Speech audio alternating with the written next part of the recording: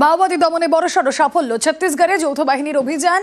অবুজমারের জঙ্গলে গুলির লড়াইয়ে মৃত্যু 27 মাওবাদীর। প্রাণ হারিয়েছেন শীর্ষ মাওবাদী নেতা নামবালা কেশব রাও ওরফে বাসব রাজু, যার মাথার দাম ছিল 1 কোটি টাকা। যৌথ বাহিনীর এই অভিযান অপারেশন ব্ল্যাক ফরেস্টের প্রশংসায় পঞ্চমুখ নরেন্দ্র মোদী, অমিত শাহ। हजारों लोग बलि चढ़े। हिम्मत देखे साहब, पशुपतिनाथ से तिरुपति तक का लाल कॉरिडोर, 12 राज्य, कई जिले, कई तहसीलें, कई थाने कब्जे कर दिए, पूरी व्यवस्थाएं समाप्त कर, पैरेलल करेंसी चलाई, पैरेलल स्टैंप पेपर चलाई, सरकारें बनाई, कोई बोलने वाला नहीं। मैं सबसे पहले एक बात इस सदन में जिम्मेदारी के साथ बताना चाहता हूं, 21 मार्च 2026 को इस देश से नक्सलवाद समाप्त।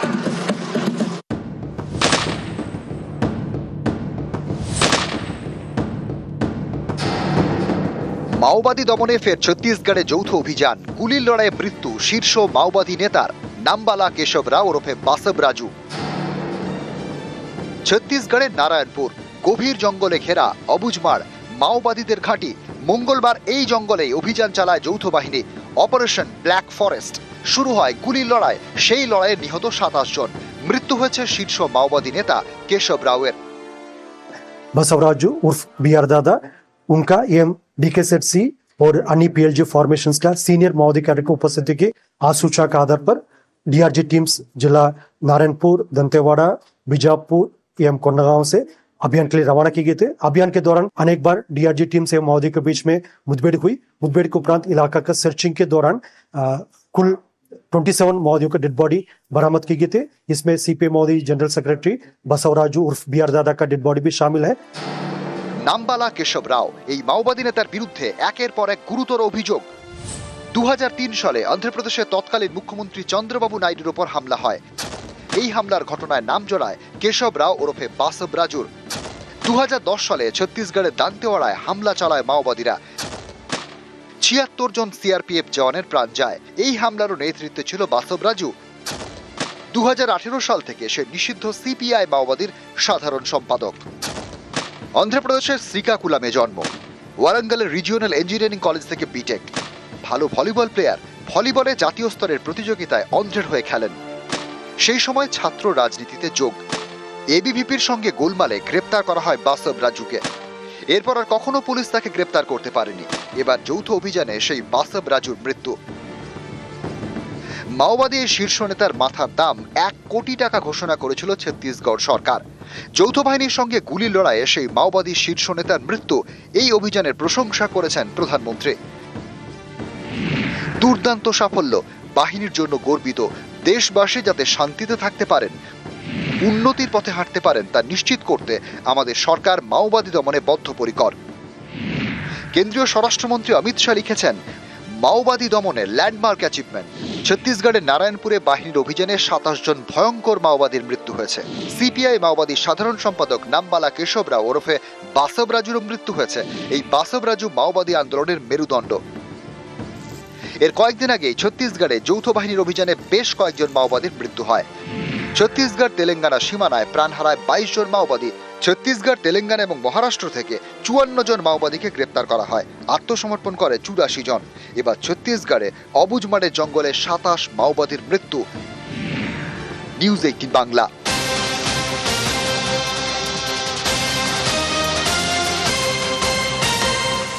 ডাক্তারিতে ভর্তির ক্ষেত্রে ওবিসি সংরক্ষণে বড় নির্দেশ হাইকোর্টের। কত শতাংশ সংরক্ষণ তাও বেঁধে দিলেন বিচারপতি।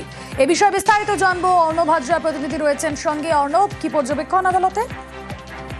দেখো, বিচারপতি কৌশিক চন্দ্র আজকে রায়দান করেছেন এবং এই রায়দানের একটা বড় প্রভাব পড়তে চলেছে আমাদের রাজ্যের জয়েন্ট এন্ট্রান্স মেডিকেল এবং মেডিকেল সংক্রান্ত যে সমস্ত পরীক্ষা হয়, ওয়েস্ট বেঙ্গল হেলথ ইউনিভার্সিটির আন্ডারে ভর্তি হয় সেই পরীক্ষায়। এবং এখানে মূল বিষয়টাই হলো, এতদিন ছিল 17% আসন সংরক্ষণ ছিল OBC A এবং OBC B মিলিয়ে।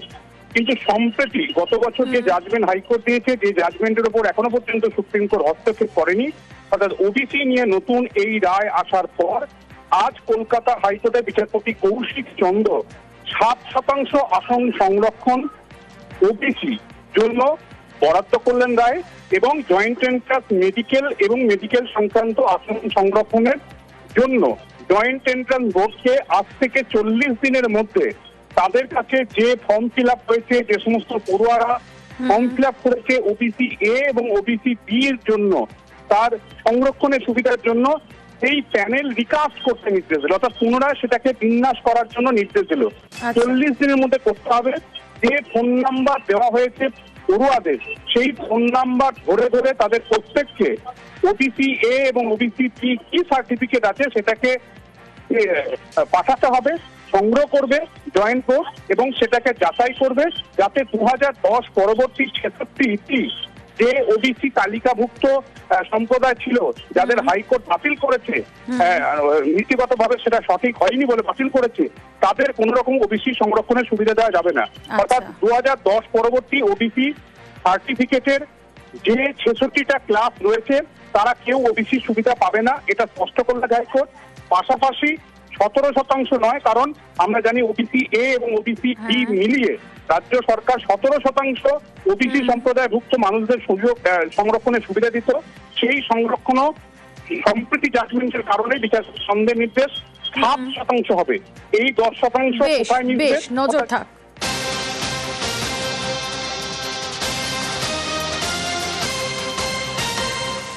আর এবার যে খবর দেব, আত্রেই নদীর বাঁধ ভেঙে বিপত্তি, মুখ্যমন্ত্রীর নির্দেশ, করা সেচ দপ্তর আধিকারিককে শোকজ। কথা বলবো আবির ঘোষাল, প্রতিনিধি রয়েছেন সঙ্গে। আবির, দেখো এখনো পর্যন্ত এটা জানা যাচ্ছে 6 জন ইঞ্জিনিয়ারকে তাদেরকে সাসপেন্ড করা হয়েছে। এছাড়া হচ্ছে দক্ষিণ দিনাজপুরে সেচ দপ্তরের দায়িত্বে থাকা এক্সিকিউটিভ ইঞ্জিনিয়ারকে বলা হয়েছে নির্মাণকারী সংস্থার বিরুদ্ধে এফআইআর করতে, এবং উত্তরবঙ্গের দায়িত্বপ্রাপ্ত সেচ দপ্তরের যিনি শীর্ষ আধিকারিক রয়েছেন তাকে শোকজ করা হয়েছে। যেটা অভিযোগ উঠেছে সেই অভিযোগের প্রেক্ষিতে এটা বলা হচ্ছে যে এখানে যথাযথভাবে তারা নজরদারি করেননি, কর্তব্যে তাদের গাফিলতি রয়েছে, এবং এই জন্য এখানে একটা কাজ চলছে, সেই কাজে যথোপযুক্ত যে রিপোর্ট জমা দিতে হয় সেই রিপোর্ট দেওয়ার সময় তারা গাফিলতি করেছেন। এবং ঘটনাটি ঘটার পরে সেচ দপ্তরের তরফ থেকে তদন্তকারী দল গঠন করা হয়েছিল, তাদের তরফ থেকে সমস্ত পরিস্থিতি দেখা হয় এবং দক্ষিণ দিনাজপুরে আত্রেই নদীর যে বাঁধটা ভেঙেছে 4-5 বছর আগে, আমাদের একটা বর্ডার কান্ট্রি, আমি নাম বলছি না, দুটো কান্ট্রি মিলে একটা ড্যাম তৈরি করে, সেটা আমরা বারবার ভারত সরকারকে জানিয়েছি। ফলে আত্রেই নদীর জল ওখানকার সাধারণ মানুষ পায় না, বালুরঘাটের মানুষ, দক্ষিণ দিনাজপুরের মানুষ। ফলে আমরা যেটুকু কাজ করতে যাচ্ছি খুব লিমিটেড, তার জন্য শাস্তিমূলক ব্যবস্থা নেওয়া হয়েছে, এনকোয়ারির অর্ডার দেওয়া হয়েছে এবং কাজটা ইমিডিয়েট করার কথা বলা হয়েছে। প্রতি বছর বর্ষায় দুর্যোগে দুর্ভোগ, কোথাও প্লাবন, কোথাও নদী ভাঙন, আর এই নিয়ে ফের কেন্দ্রকে দুষলেন মুখ্যমন্ত্রী। একই সঙ্গে দুর্যোগ মোকাবিলায় প্রশাসনকে সতর্ক থাকারও নির্দেশ দিলেন।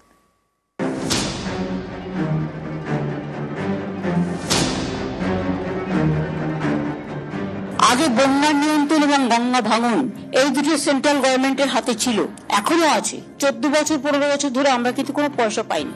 বন্যার ত্রাণে আসামও টাকা পায়, কিন্তু আমরা পাই না। সামনেই বর্ষা, প্রতি বছরেই বর্ষাতেই দুর্ভোগ। কখনো সিকিম অথবা ভুটানে নাগাড়ে বৃষ্টিতে উত্তরবঙ্গের বিভিন্ন জেলা ভাসে, কখনো আবার ঝাড়খণ্ডের বৃষ্টিতে দক্ষিণবঙ্গের বিভিন্ন জেলায় জল যন্ত্রণা, নদী ভাঙন। এটাই চেনা ছবি। উত্তরকন্যার বৈঠক থেকেই দুর্যোগ সামাল দেওয়া নিয়ে কেন্দ্রকে নিশানা করলেন মমতা বন্দ্যোপাধ্যায়। বেঙ্গলটা হচ্ছে জাস্ট একটা নৌকার মতো। ঝাড়খণ্ডে বর্ষা হলে ডুবে যাবে দক্ষিণবঙ্গ, ভুটানে বর্ষা হলে ডুবে যাবে উত্তরবঙ্গ, নেপালে বর্ষা হলে ডুবে যাবে উত্তরবঙ্গ। এটা আমরা সেন্ট্রাল গভর্নমেন্টকে ইতিমধ্যেই জানিয়েছি যে ইন্দো ভুটান একটা চুক্তি করে যে রিভার কমিশন আছে সেখানে আমাদের রিপ্রেজেন্টেটিভ থাকার দরকার আছে। আগে বন্যা নিয়ন্ত্রণ এবং গঙ্গা ভাঙন এই দুটো সেন্ট্রাল গভর্নমেন্টের হাতে ছিল, এখনো আছে। 14 বছর 15 বছর ধরে আমরা কিন্তু কোনো পয়সা পাইনি। বন্যার ত্রাণে আসামও টাকা পায়, কিন্তু আমরা পাই না। সিকিমে 14টা হাইড্রেল পাওয়ার করেছে, তো আপনারা এতগুলো হাইড্রেল পাওয়ার করলেন, সেন্ট্রাল গভর্নমেন্ট কেন পারমিশন দিল? এটা এনটিপিসি কে জিজ্ঞেস করো। আর আমাদের এখানে আমরা দুটো করার চেষ্টা করলাম, আমরা পারলাম না। খবর আমিও রাখি, কাদের থ্রুতে রাখা হয় এবং কাদের দিয়ে রিয়েল এস্টেট বিজনেসে হাজার হাজার কোটি টাকা শুনেছি আমি, খবর আমাদের কাছেও আসে। বর্ষা ইতিমধ্যেই শুরু হয়ে গেছে।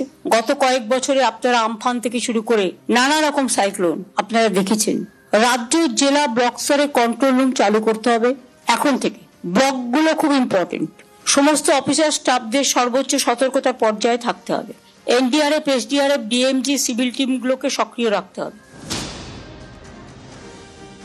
সিকিম, ভুটানে কিন্তু ইতিমধ্যেই বর্ষা হচ্ছে, ফলে আপনাদের একটু সতর্ক থাকতে হবে। সারা পশ্চিমবাংলায় আমাদের একটা ডিজাস্টার ম্যানেজমেন্ট সিস্টেম আছে।